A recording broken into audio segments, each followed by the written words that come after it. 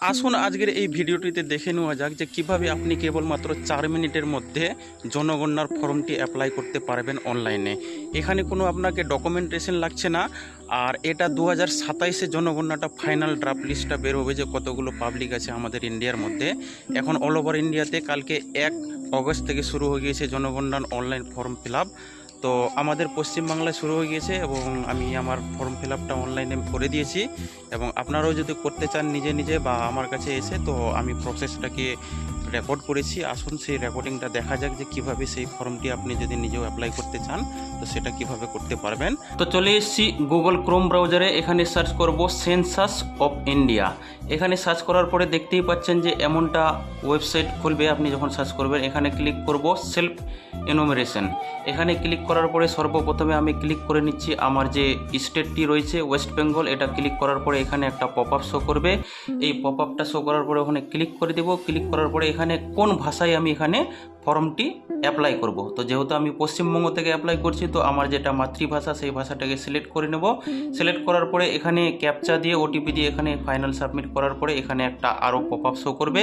এই পপ আপটা আপনি পড়তে পারেন। পড়ার পরে এখানে ওকে ক্লিক করে দেবেন।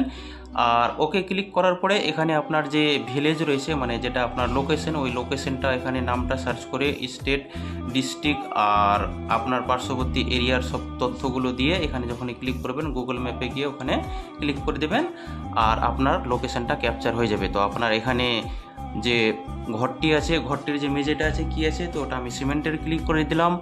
আর যে দেওয়ালগুলো আছে ওগুলো কি আছে, তো পোড়া ইট দিয়ে আছে আমার দেওয়ালগুলো, তো সেটা ক্লিক করে নেওয়া পর কংক্রিট মানে এটা ছাদটা যেটা সেটা কংক্রিটের আছে। তো এই ভিডিওটা একটা লম্বা ভিডিওতে আমি শর্টকাটে আপনাদেরকে বলছি।